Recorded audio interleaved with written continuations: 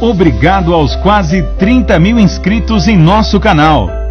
Aqui você encontra a palavra amiga do Bispo Macedo, testemunhos, orações com o Bispo Bira Fonseca e muito mais. Agora lançamos o desafio, eu e mais 3. Convide 3 amigos para se inscrever nesse canal, para que eles possam receber o mesmo que você tem recebido.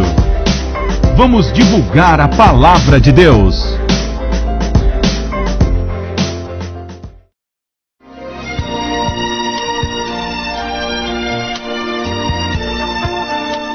No momento em que a humanidade sofre por tanto desamor, pela fome, pelas guerras, os tóxicos alimentando a violência em nossa cidade, esta emissora traz até você momentos de amor, paz e alegria, através de um programa feito com carinho para o seu coração.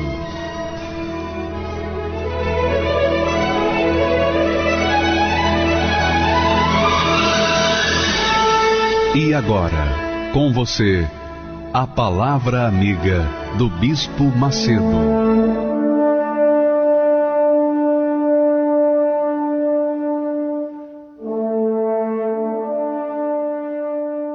Graças a Deus.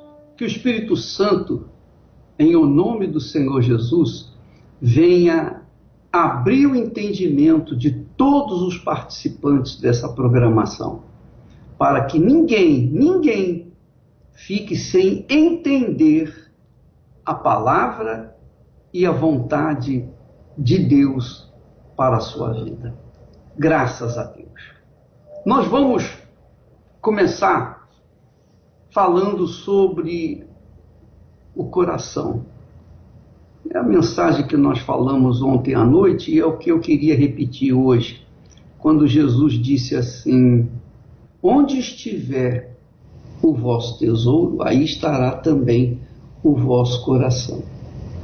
Isso é extremamente glorioso, mas também mostra o outro lado, que mostra, que aponta o porquê da perdição desse mundo. Por que esse mundo está sem rumo, como um barco sem leme,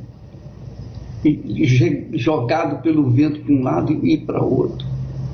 Porque as pessoas não se têm dado conta de que elas só podem ser salvas, elas só podem herdar a vida eterna, elas só podem garantir a eternidade delas quando elas observam e aplicam a palavra de Deus em suas vidas. Jesus fala aqui que onde estiver o tesouro, estará também o coração. Então, se o tesouro está na mãe, no pai, no filho, na filha, no marido, no namorado, na noiva, se o tesouro estiver no carro, no automóvel, na sua casa, nos seus bens, seus patrimônios, no seu dinheiro, na sua capacidade intelectual, onde quer que o seu tesouro esteja, ali estará o seu coração. E se esse coração não encontrou ainda o altar de Deus, esse coração com certeza vai levar aquela criatura para o inferno sem direito à salvação. Porque a gente só pode herdar a vida eterna ou determinar a nossa vida eterna quando a gente está aqui no mundo. A Bíblia fala com clareza: aos homens está ordenado morrerem uma só vez, e depois disso vem o juízo. Então, quando a pessoa tem o seu coração no altar, ela tem a sua vida salva. Mas não pode, digamos assim, eu tenho meu coração no altar e eu já recebi o batismo com o Espírito Santo, agora eu vou curtir a vida. Não faça isso, não faça isso, porque o altar é o lugar do sacrifício, o altar é o lugar da entrega, o altar é o lugar de Deus. E quando se sai do altar, ainda que seja por um pouquinho, não existe férias do altar, não existe descanso do altar. No altar a gente tem que ficar 24 horas por dia pelo resto da eternidade. Então, quando a pessoa se acha, bom, agora eu tenho o Espírito Santo, agora eu vou curtir a vida, vai perder, porque vai descer do altar e vai entrar no reino do inferno e com certeza será tocada, será usada pelo diabo. Essa é uma grande realidade. E se você, por acaso, não tem levado a sério a palavra do Senhor Jesus, eu queria que você prestasse bastante atenção nesses versículos que falam sobre a importância do altar. Olha só, Jesus disse assim, ele fala sobre a dignidade. Quem é digno dele? Primeiro ele diz, quem ama o pai ou a mãe mais do que a mim, não é digno de mim. E quem ama o filho ou a filha mais do que a mim, não é digno de mim. Quer dizer que ninguém pode estar em primeiro lugar na vida da gente, a não ser o próprio Senhor Jesus. Isso é o altar. O altar exige exclusividade na prioridade. Ele é o primeiro. Ele é o primeiro. Não tem como fugir dele. Olha só. E quem não toma a sua cruz e não segue após mim, não é digno de mim. Não é digno de mim. E você verifica, por exemplo, quantos crentes, quantas pessoas que dizem crer em Deus têm vivido uma vida desperdiçada, desgraçada, uma vida infeliz. Por quê? Mas eu não vou na igreja, eu não faço as minhas ofertas, eu não sou dizimista, por que a minha vida não muda? Não muda porque Jesus não é o primeiro na sua vida. Ele não é a prioridade da sua vida. Você tem a casa, a família, o marido, o namorado, a esposa. Você tem tudo em primeiro lugar. O seu tesouro são essas pessoas, são as coisas do mundo, são as ofertas que o mundo oferece. Só que tudo que o mundo oferece para a gente é apenas por algumas décadas, e às vezes a pessoa não chega nem a ter 10 anos de idade, ela morre antes. Então, nós sabemos que tudo aqui nesta terra é passageiro, mas a alma não é passageira, ela permanece para toda a eternidade. Nós temos visto que o coração é a alma, o coração é a alma é o coração. Então Jesus disse, quem não toma a sua cruz e segue após mim, não é digno de mim. Ora, se não é digno de Jesus aqui na terra, vai ser digno lá no céu? Vai ser digno dele depois que morre? Não vai mesmo, não vai mesmo. Ele diz ainda, quem achar a sua vida, perdê-la-á. E quem perder a sua vida por mim, por amor de mim, achá-la-á. Então, esse é um fato. Ou você está no altar, ou você está fora do altar. Se você está no altar, você se enquadra perfeitamente dentro desses textos. Completamente. Mas se você não está inserida dentro desses textos, então você está fora do altar. Ah, mas eu fiz meu sacrifício. Você colocou oferta lá no, eu não diria altar, no palco. E não aconteceu nada, nem vai acontecer, porque você não colocou toda a sua vida. Quando a pessoa coloca toda a sua vida no altar, ela permanece no altar. Ela não sai fora do altar. ela entra no altar, ela sobe no altar e não sai mais. Não sai mais. O corpo sai, mas a alma dela está ali permanentemente. Então, ela faz do Senhor Jesus o primeiro na sua vida. Primeiro do que mamãe, do que papai, do que filho, do que neto, do que o futuro. Primeiro do que a profissão. Primeiro do que o dinheiro. Primeiro do que o automóvel. Primeiro do que tudo que você pode ver nesse mundo. Tudo que o mundo oferece. Todas as pessoas, filhos, tudo que esse mundo oferece para a gente tem que ficar em segundo plano. Se não for assim, se Jesus não for o primeiro na sua vida, minha amiga e meu amigo, não há salvação para você. Se você não é digna dele aqui na terra, depois da morte que você vai ser, não tem jeito, não tem purgatório. Não existe purgatório.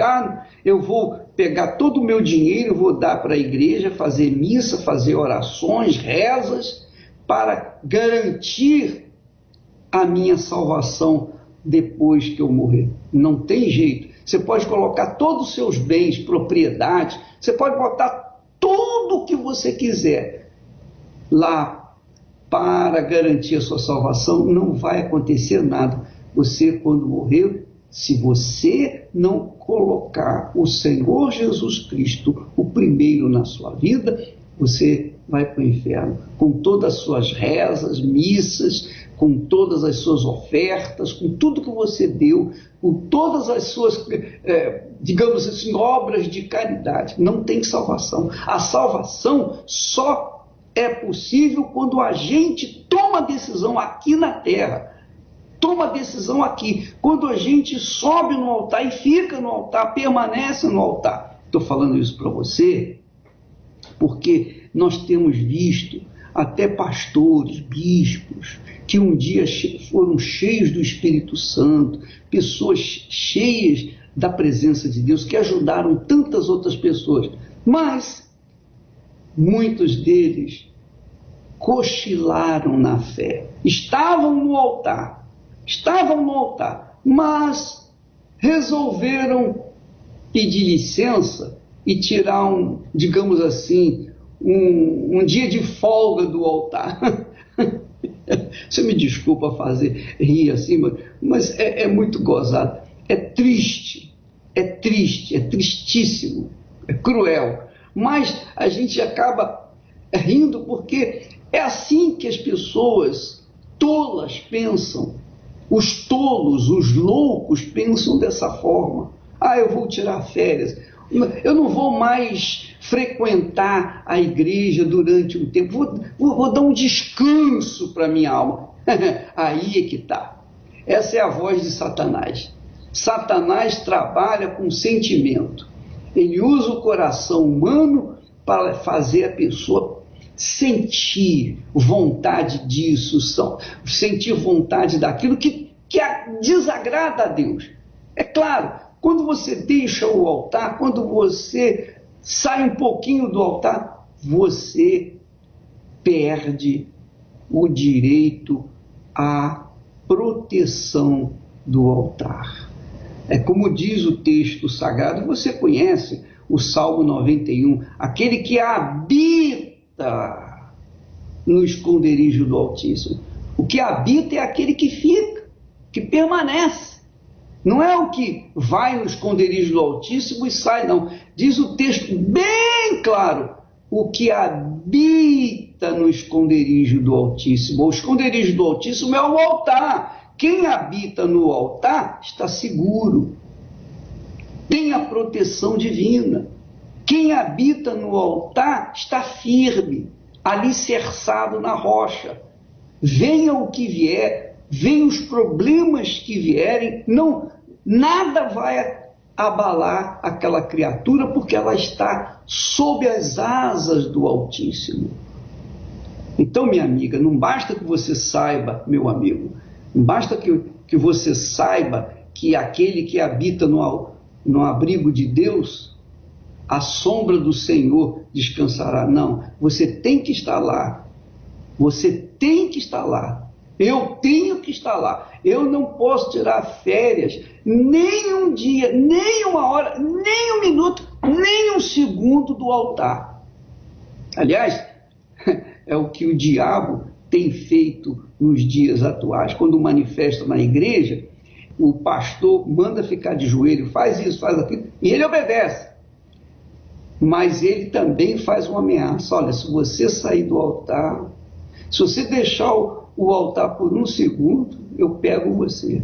E é um fato. Então, pastores, bispos, obreiras, obreiros, pessoas que eram da fé, deixaram a fé por um momento, para se divertirem com o mundo. Pronto, perderam. E para voltar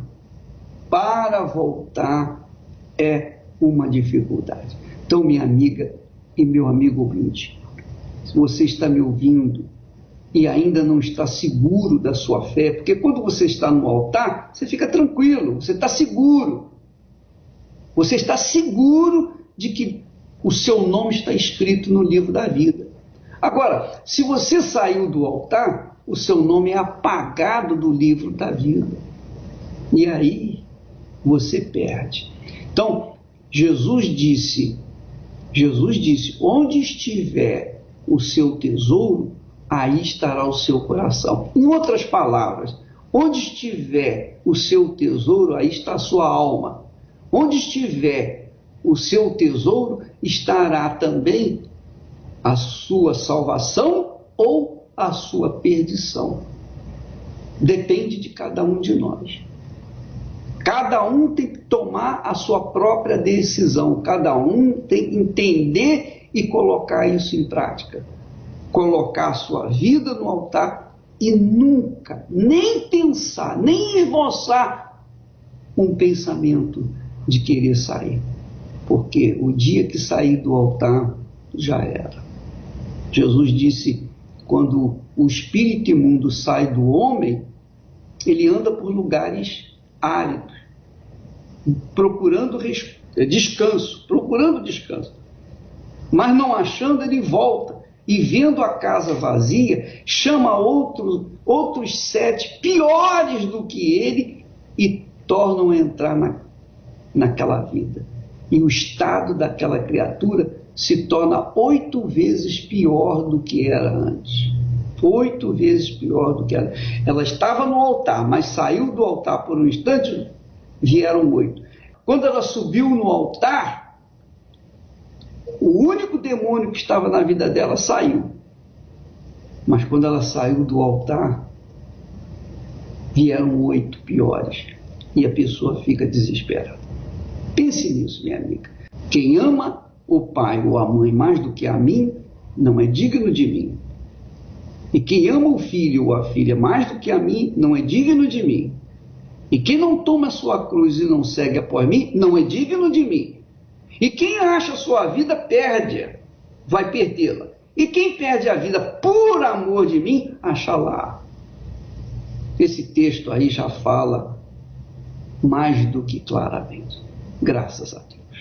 Vou descer à casa do oleiro. Eu quero ser alguém mais verdadeiro. Eu já estou quebrado e quero ser mudado. Eu vou descer à casa do oleiro.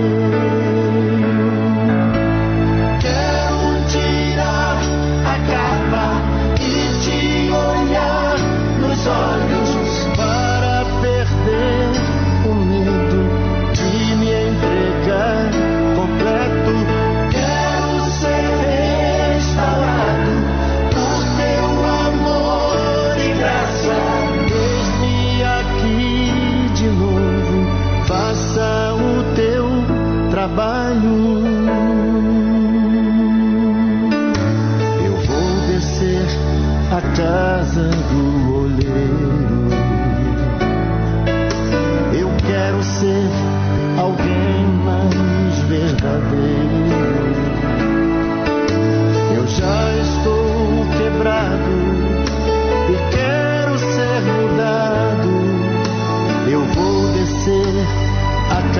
casa do oleiro. Quero tirar a capa e te olhar nos olhos para perder o medo de me entregar completo. Quero ser restaurado por teu amor e graça. Eis-me aqui de novo. Quero tirar a capa e te olhar nos olhos para perder o medo de me entregar completo. Quero ser restaurado por teu amor e graça. Eis-me aqui de novo. Eu queria que você analisasse comigo, pensasse nesse testemunho que nós vamos colocar agora. O Isaac, um rapaz de 18 anos que foi traficante, foi preso, enfim, teve uma vida infernizada. Mas ele teve um encontro com Deus, recebeu o Espírito Santo. Ele teve uma transformação de vida, porque o Espírito de Deus está buscando pessoas sinceras. E essa música que nós ouvimos agora, ela diz muito a respeito da sinceridade. Então preste atenção àquilo que Deus fez na vida do Isaac, para você avaliar a sua própria vida.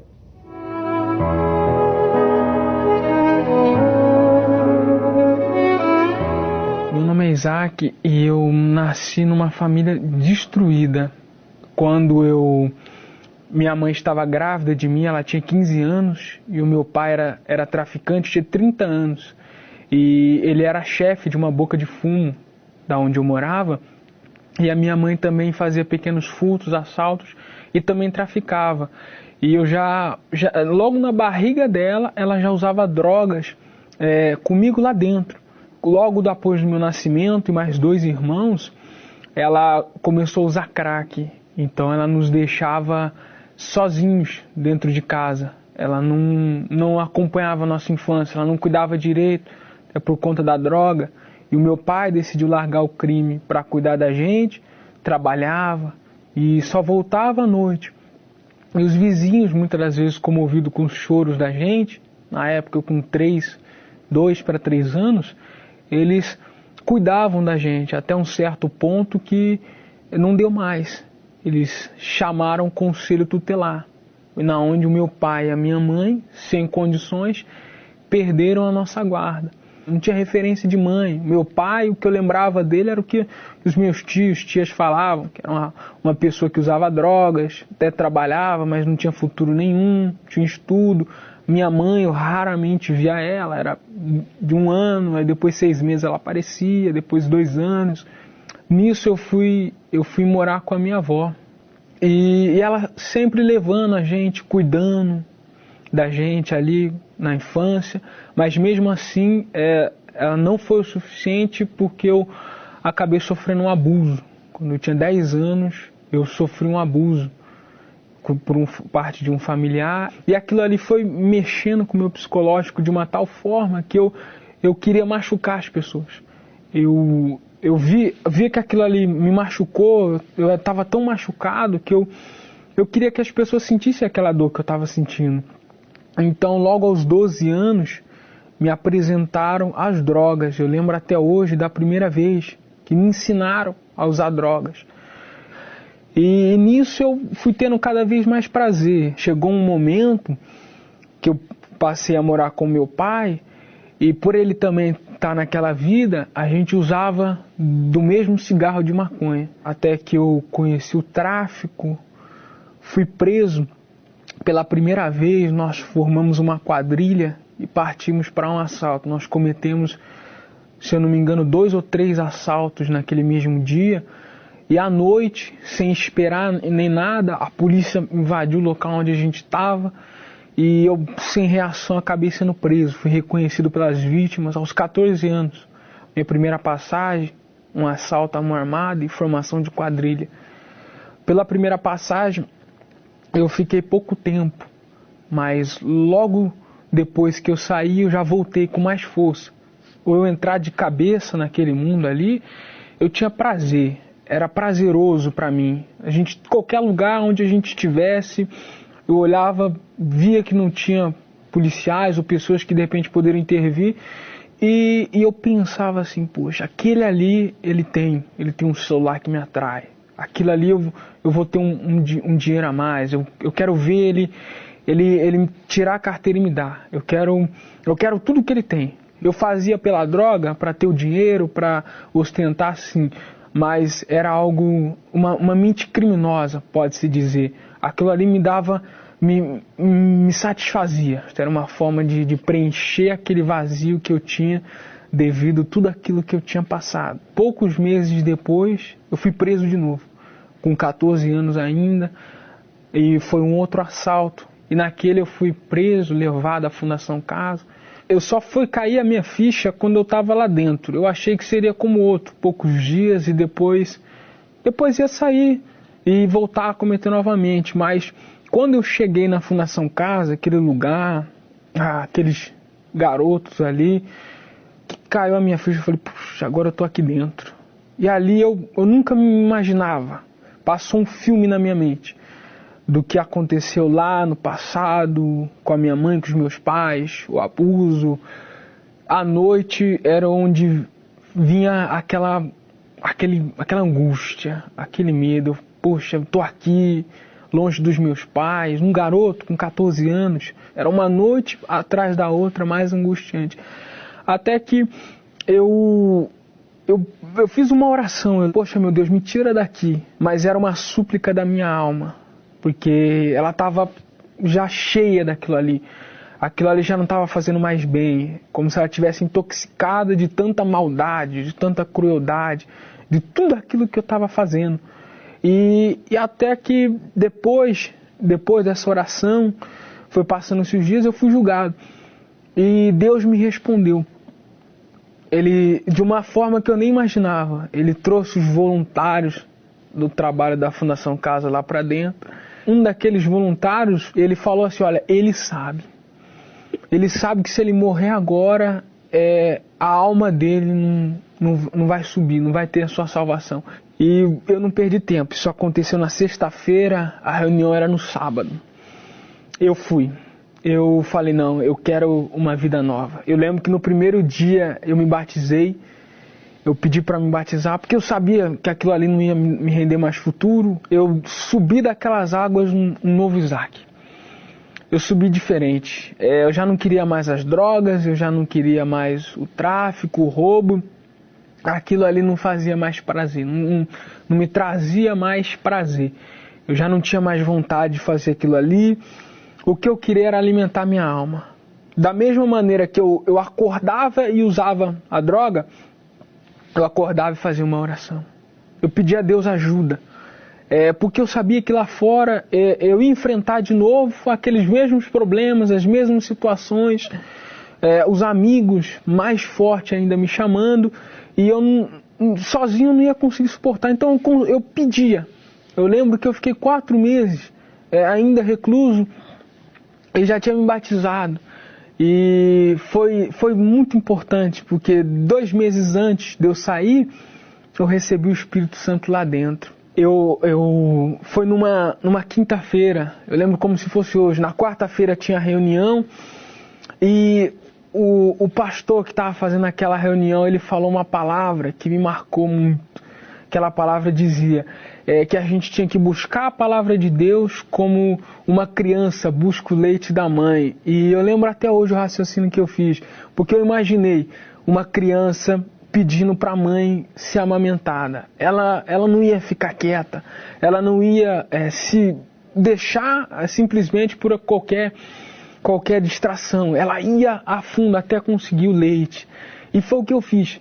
Naquela quinta-feira eu não era acostumado a acordar mais cedo, eu acordei mais cedo, eu fiz uma oração que me fez levantar, que me fez ir para a escola, lá ainda diferente, e no banheiro da escola eu fui e eu busquei ali o Espírito Santo, e o Espírito Santo veio sobre mim. Foi algo totalmente diferente.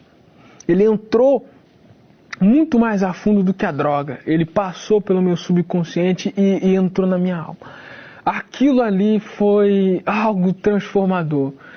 Eu vi vida. Naquele momento eu soube, eu tive certeza. Poxa, Deus existe e Ele está comigo. Foi como se não, Ele me abraçou. Naquele momento ali, eu ouvi nitidamente no meu subconsciente Ele falando, eu sou contigo.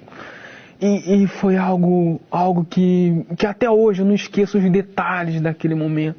Me fez, naquele banheiro, aquele lugar sujo, as pessoas entrando ali, e eu sussurrando baixinho, pedindo a Ele mais. Foi algo diferente. Eu tinha 15 anos na época e eu saí dali, eu não vi a hora de falar de Jesus para as pessoas. Eu queria passar para elas a mesma alegria. Eu lembro que eu ficava, o tempo que eu tinha, eu ia nos internos que estavam junto e falava para eles de Jesus. E mostrava para eles. Eu estava lá dentro, preso aos olhos físicos, mas eu tinha conquistado a minha libertação. Eu estava livre.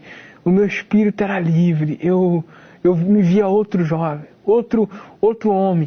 Quando eu saí, e os jovens que andavam comigo, que roubavam, que fazia parte da mesma quadrilha, e eu levei um deles para a igreja, ele foi o caminho todo olhando para mim e falando, eu não acredito, como que ele pôde mudar daquela forma. Hoje já se passaram algum tempo e aquela mesma alegria não passou, não foi uma alegria de momento, uma alegria que eu tinha nas drogas que eu precisava usar de novo, não. Não passou, não passa, cada dia pelo contrário ela acrescenta mais. Hoje eu enfrento as dificuldades da vida, não me refugiando num cigarro de maconha, numa carreira de cocaína. Hoje não. Hoje eu vou até Deus. Hoje eu tenho Ele como meu amigo particular. Hoje eu trabalho, hoje eu tenho a minha família, eu ajudo ali eles. Eu que trazia desgosto, hoje todo mundo olha para mim e fala, eu não imaginava.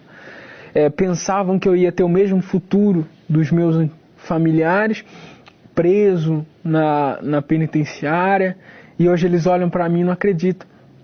Fica uma interrogação na cabeça deles. Poxa, como que pôde haver essa transformação? Eu via ele perturbado, sem perspectiva de vida, sem futuro, sem querer estudar, e hoje uma nova criatura, uma nova pessoa. As pessoas que trabalham comigo veem que hoje eu sou dedicado, hoje eu me empenho no que eu faço, hoje eu sou diferente. Eu tenho a mais absoluta certeza de que aquele que da mesma maneira que se entregou, seja para os vícios, seja para o que quer que seja, que esteja passando, se entregar para Deus, de fato e de verdade, Deus vai causar essa mesma transformação, essa mesma mudança, esse mesmo milagre. Ele dá vida. Enquanto esse mundo só oferece morte, Deus traz vida. E hoje eu tenho essa vida e não abro mão dela por nada. O apóstolo Pedro foi testemunha de muitos acontecimentos que mostraram o poder de Deus. Ele viveu a pesca maravilhosa, andou e viu Jesus andar sobre as águas, presenciou a multiplicação dos pães e peixes e muitos outros milagres registrados na Bíblia Sagrada. Porém, nas suas epístolas, ele engrandece a sua maior experiência, ocorrida no Monte Hermon, o Monte da Transfiguração. Diz o texto sagrado, pois ele recebeu da parte de Deus Pai honra e glória, quando pela glória excelsa lhe foi enviada a seguinte voz, este é o meu Filho amado, em quem me comprazo. Pedro, Tiago e João presenciaram esta voz vinda do céu no momento em que Jesus, o Filho de Deus, estava sendo honrado pelo Pai no Monte Hermon, o Monte da Transfiguração. E esta é a nossa fé. Todas as experiências que você teve com Deus até hoje não serão comparadas com o que acontecerá direto do Monte Hermon, no último dia do jejum de Daniel. É desse lugar que os bispos irão ministrar o derramamento do Espírito Santo sobre toda a igreja. Tenha fé e disposição. Participe do jejum de Daniel. 21 dias, longe do mundo e mais perto de Deus.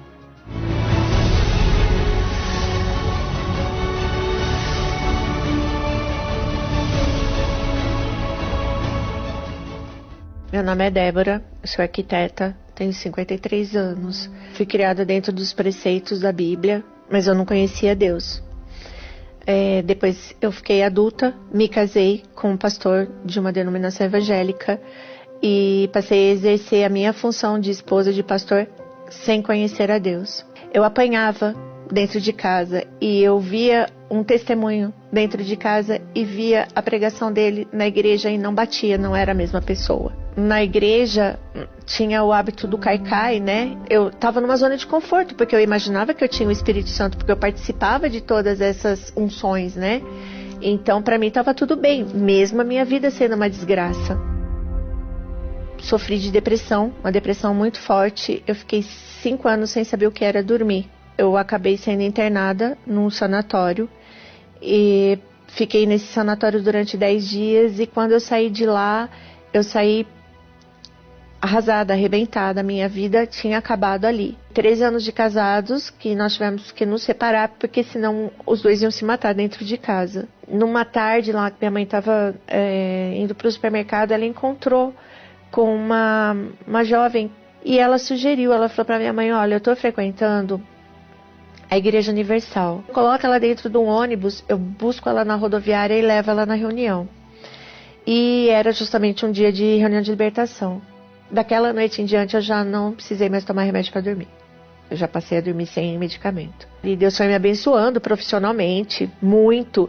Conheci meu atual marido e nós dois começamos a prosperar muito, uma prosperidade que eu nunca tinha visto na minha vida, né? Passamos a ser dizimistas fiéis. Eu buscava a Deus de quarta, de domingo, né? E algumas vezes eu até chegava a falar em línguas, né? Mas eu voltava para casa e eu bebia de novo. No domingo, preparando a comida, eu queria uma taça de vinho, uma caipirinha, alguma coisa assim. E eu achava assim que Deus não se importava com uma bebida, porque eu não estava bebendo fora de casa dando mau testemunho. Mas dentro de mim, eu nunca estava feliz. Existia um vazio de fato muito grande. Porque eu me comparava com a pessoa que eu era antes, por exemplo, dependente de remédios, depressiva. Então eu achava que porque essas coisas eu não tinha mais e a essa altura eu já não estava mais manifestando, então eu achava que o Espírito Santo já estava dentro de mim. Eu saía da igreja e eu voltava a ser uma pessoa, eu era muito irritada. Eu era uma mulher muito chata, muito brava, muito mal-humorada. E a minha maior dificuldade era aceitar o meu marido como cabeça, né? Então, eu queria assumir essa posição de cabeça dentro de casa. E com isso, ele tinha muita dificuldade de se chegar a Deus também. Porque ele questionava. Eu batia no peito e falava que eu tinha Espírito Santo. Ele falava, mas que Espírito Santo é esse? Como você tem o Espírito Santo e grita comigo? Como você tem o Espírito Santo e me humilha? Em janeiro veio o jejum de Daniel. Então, eu estava passando roupa em casa e ouvindo o Bispo Macedo falar na rádio. E eu comecei a ouvir os testemunhos, né? E eu falei, pera um pouco, a pessoa fala que recebeu o Espírito Santo e no mesmo momento ela recebeu uma alegria, ela recebeu uma paz. Então isso tem que acontecer comigo também. Eu foquei em Deus. Então eu lia a palavra, eu ouvia a rádio, eu acordava de madrugada 2, 3 vezes para buscar, implorava, eu dizia para Deus que o Espírito Santo era a coisa mais importante que eu podia ter na minha vida. Mais do que dinheiro, mais do que carreira, mais do que qualquer coisa, que se Deus quisesse tirar tudo de mim, Ele podia, desde que Ele me batizasse com o Espírito Santo. Eu estava muito ansiosa, na verdade, né? Eu estava muito ansiosa. E eu achava que tinha que ser do jeito que eu achava que era, né? E até isso eu tinha que entregar na mão de Deus. Porque Deus age da forma como Ele quer. No domingo, eu fui à igreja. E aí eu busquei. O Espírito Santo veio. E eu comecei a glorificar Deus. E já não tinha mais palavra para falar. Levantei as minhas mãos. Comecei a buscar. Comecei a me encher. E o Espírito Santo foi vindo. E aquilo foi me enchendo. E um calor, e eu chorava tanto que eu não sabia de onde vinha tanta lágrima, molhou minha roupa. E aí quando o pastor foi retomando de novo a reunião, que a música foi acabando, eu não conseguia parar, né, de buscar, mas eu tinha que ter controle, porque estava acabando, né. E aí quando eu abri os meus olhos assim, eu vi a obreira do meu lado, e ela falou pra mim: pronto, Débora, você já tá pronta. Aí sim, daquele momento em diante, eu comecei a enxergar as pessoas como almas, meu amor, minha paixão, minha razão, meu ar, meu alimento. Eu não tenho condição de viver hoje mais sem ele. Não tem sentido mais. Porque eu posso estar sozinha, sem meus filhos, sem meu marido, mas ele está comigo o tempo todo. Ele me orienta. Ele me diz como eu tenho que me portar. Eu usava roupas que não eram adequadas para mim. O próprio Espírito Santo me diz: tira essa roupa, isso não serve para você. Ele me ensinou a tratar o meu marido com dignidade. Essa foi a mudança mais radical que meu marido viu, foi eu passar a ter respeito por ele. Eu recuso determinados trabalhos que possam me afastar da presença de Deus, ou que roubem o meu tempo com Deus. Esses dias eu até comentei com a minha mãe, né, que eu não tinha todas as coisas que eu gostaria de ter, mas que eu era uma mulher muito feliz. E a minha mãe também é evangélica, mas ela me questionou, ela falou assim: mas o que é ser tão feliz? E eu sou feliz porque eu tô completa. Não me falta mais paz, não me falta mais amor, não me falta mais nada. O bem mais precioso está dentro de mim, que é o Espírito Santo. Mais que o ar que eu respiro, maior que o sol que brilha ao amanhecer, é bem maior o meu desejo de te conhecer, Jesus. Mais que o ouro e toda a glória deste mundo, maior que tudo que os meus olhos possam ver, é bem maior o meu desejo de te conhecer, Jesus. Dentro de mim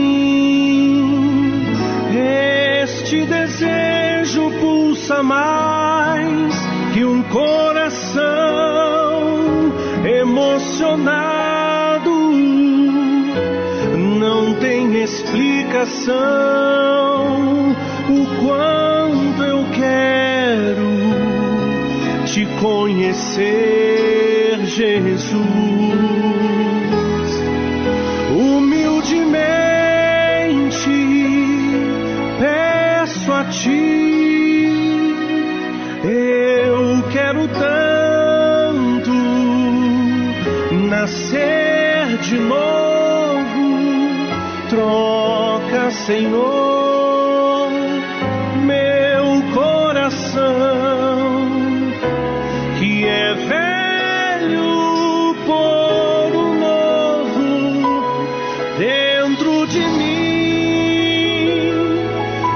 Este desejo pulsa mais que um coração emocionado. Não tem explicação o quanto eu quero te conhecer, Jesus. Humildemente peço a ti, eu quero tanto nascer de novo. Troca, Senhor, meu coração, que é velho por um novo. Troca, Senhor, meu coração,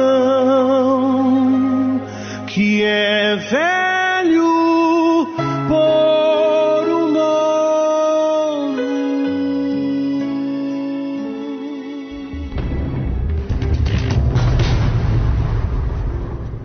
Meu nome é Viviane Pires, eu tenho 33 anos, sou formada em Direito e eu tive várias experiências negativas, né? Eu ouvi muito falar da Igreja Universal. Algumas vezes eu até comemorei com algumas notícias falsas e que eu acreditava ser verdade por a mídia envolver de tal forma a aparentar que ali era um lugar onde fazia lavagem de dinheiro, onde tirava o que as pessoas tinham, chegavam com uma dor, chegavam com uma angústia e ali havia aproveitadores, né? Ali eles aproveitavam a dor do outro para arrancar dinheiro. Dinheiro, imóveis e veículos acabam sendo entregues. Quando a gente ficou sabendo, né, do estádio do Maracanã, que encheu, que os bispos saíram com malas de dinheiro, sacolas de dinheiro, mais uma vez foi o assunto da nossa casa, foi um debate, né? Olha, tá vendo? Ele é um pilantra, ele é um sem vergonha, tá tirando dinheiro do povo, e o povo que já não tem nada ainda vai lá assistir, vai lá dar dinheiro para fazer lavagem de dinheiro. Era isso que a gente pensava. Para mim era um enriquecimento ilícito, totalmente. Se fosse para condenar ele, eu condenaria sim, com certeza, com o meu pensamento de antes, com o pensamento que a mídia me trazia, com o pensamento que vinha de fora, não o meu pensamento, não a minha cabeça pensante, o meu raciocínio. Quando passou aquelas pessoas, né, orando fora da delegacia, então assim, tinha dois pensamentos. Estão pagando, tá vendo? A igreja tem tanto dinheiro que está pagando para esse povo ficar aí. E ao mesmo tempo vinha o pensamento, mas quem ia se propor a um papel tão ridículo? Né? Então assim, por mais que as evidências fossem claras, a gente ainda preferia pensar o negativo, né? Porque era o que a mídia nos trazia. Então, mediante um episódio, né, muito triste da minha vida, a gente passou a procurar ajuda em todos os lugares. Todas as igrejas, denominações, centro espírita, quem lê carta, quem lê tarô, tudo. Até que a gente chegou no último lugar, que foi a Igreja Universal. A gente chegou com um vazio tremendo, que era o vazio da perda e, consequentemente, uma vida econômica assim, horrível, porque o sustento, quem mantinha era o meu pai. Então, assim, a morte dele trouxe tudo de ruim que lá fora as pessoas vivem. Era um desespero, era uma tristeza profunda e ainda chegamos e falamos, olha, pior não vai ficar. Era a última porta mesmo. Então foi um conflito, porque a gente chegou e a gente tinha o nosso fator crítico muito alto contra a igreja. A gente foi acolhida assim, sem ninguém nunca perguntar quem éramos, por que estávamos, o que estava acontecendo. A gente simplesmente sentiu que ali alguém buscava por nós, né? Sem preconceito, sem nunca perguntar se a gente falava bem, se aceitava, se não aceitava. A gente encontrou um lugar de portas abertas. Então eu me lembro muito bem de uma vez que eu falei, mãe, vamos, porque lá eu não choro.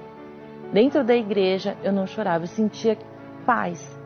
Então, mesmo com a crítica, né, e vendo aquele acontecer, aquele agir dentro de cada uma de nós, a gente passou a vir e por algumas vezes até esconder que vinha, porque eu tinha vergonha de dizer que eu ia na Universal. Assim, como que eu vou dizer que eu vou na Universal? Então eu tinha vergonha. Às vezes, você vai na Universal? Eu falava, não, disfarçava. Eu falava, não vou, você estava passando em frente. E aos poucos, a nossa vida foi transformada. Deus foi restabelecendo tudo que hoje a gente tem. A gente tem casa própria, carro importado, 2 lojas. Eu sou formada em Direito, minhas irmãs são formadas, uma em Administração, outra está fazendo Engenharia. Então, assim, minha mãe está se formando em psicóloga. Hoje a vida é outra. Hoje eu tenho vergonha de um dia ter falado mal da igreja. Eu tenho vergonha, porque eu era um fundamento do outro, de outras pessoas, da mídia, de pessoas que nunca puderam e tiveram a chance de ter o encontro que eu tive, de saber onde buscar a vida e a salvação. E hoje, né, depois de tudo que passamos, depois de tudo que aconteceu, hoje eu tenho outra cabeça, outras ideias, eu vou pelo meu pensamento e eu desafio você, que muitas vezes estava no papel que eu estive. E no fundo você muitas vezes vive de aparência, mas por dentro você não é aquilo e você sofre muito. Eu desafio você a vir e tirar com os seus olhos uma conclusão. Se você vier e nada mudar, não volte. Faça como eu fiz, se não mudasse eu não voltava. E nem estaria colocando a minha cara aqui para falar para você. Aqui a vida muda, aqui você pode encontrar como viver e viver de verdade, sem mentira, sem engano, sem dor, sem um vazio imenso. Então eu desafio você que está aí querendo morrer, querendo que o mundo acabe, querendo que tudo desapareça da sua vida, sem ter um caminho a seguir. Eu te convido, vem aqui. Se nada acontecer, não volta mais.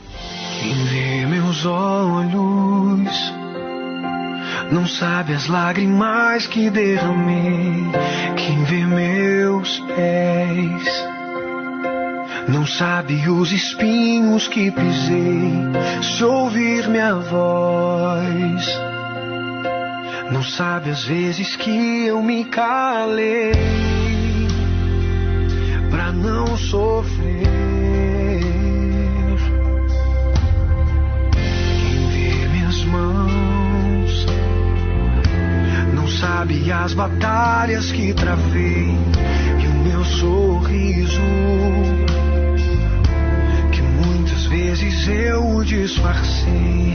Por fora um livro com as marcas que a vida escreveu.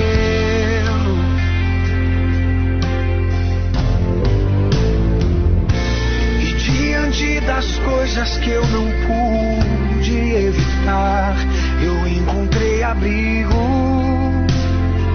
até tudo passar. Na vida tem um tempo pra sorrir e pra chorar, mas em tudo eu vejo as mãos do meu Deus a me guardar. Meu passado é uma história, meu futuro está sendo escrito por um Deus que cuida de mim com muito amor. Já passei por coisas da vida, hoje eu quero as coisas de Deus. Eu vou viver o sobrenatural. Meu passado é uma história, meu futuro está sendo escrito por um Deus que cuida de mim com muito amor. Já passei por coisas da vida, hoje eu quero as coisas de Deus. Eu vou viver o sobrenatural, mesmo depois de tudo que passei.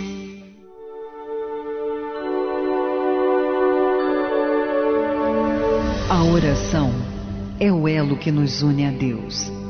Através dela nos libertamos das cadeias que nos aprisionam, da morte que nos persegue, e encontramos a verdadeira razão de viver. É momento de oração. Vamos falar com Deus. São tantas coisas pra te pedir, meu Senhor. Neste momento, quantas lágrimas molhando o travesseiro cobertor. Ó meu Pai querido e amado, Tu e somente Tu és digno, grande, glorioso, magnífico, todo-poderoso. Mas, por mais que as nossas palavras possam exprimir os nossos sentimentos, ainda assim, elas são poucas diante da grandeza do Senhor, ó meu Pai, agindo na vida dessas criaturas que não tinham qualquer perspectiva de vida, qualquer esperança. Muitos estão agora, nesse momento, também pedindo a morte, pensando que não tem mais saída. Mas quando nós olhamos para Ti, quando nós meditamos na Tua palavra, quando nós verificamos, conferimos que o Senhor sofreu, gemeu, foi sacrificado justamente para nos trazer a vida e vida com abundância. Quando isso acontece, meu Pai, então cai a ficha. E é exatamente o que eu quero te pedir por essa criatura que me ouve e está no desespero, seja com doenças, enfermidades, problemas familiares, problemas de drogas, pessoas que não querem mais viver, pessoas que estão marcadas por causa da pedofilia, do abuso sexual sofrido em infância. Ó Espírito Santo, o que o Senhor fez no passado, eu peço que o Senhor venha fazer na vida dessas pessoas que estão me ouvindo agora e estão desesperadas. Eu peço pelos que estão no fundo do poço. Eu peço por aqueles que estão gemendo, urrando. Revela o Senhor Jesus para elas. Mostra, apresente o Senhor Jesus para essas criaturas, meu Pai, agora mesmo. Cura os enfermos, liberta os cativos, sejam eles curados agora, sejam eles libertos agora do espírito da escravidão, do espírito deste mundo, para que então a Tua glória, meu Pai, seja manifestada na vida delas e haja então, meu Senhor, muito mais do que palavras para Te adorar, mas a própria vida da pessoa venha testemunhar de que o Teu Espírito está ali. Eu te peço por todo o Teu povo e que o Senhor abençoe esta copa com água para que ela venha sentir-se verdadeiramente liberta em nome do Senhor Jesus. E quem crê diga amém e graças a Deus.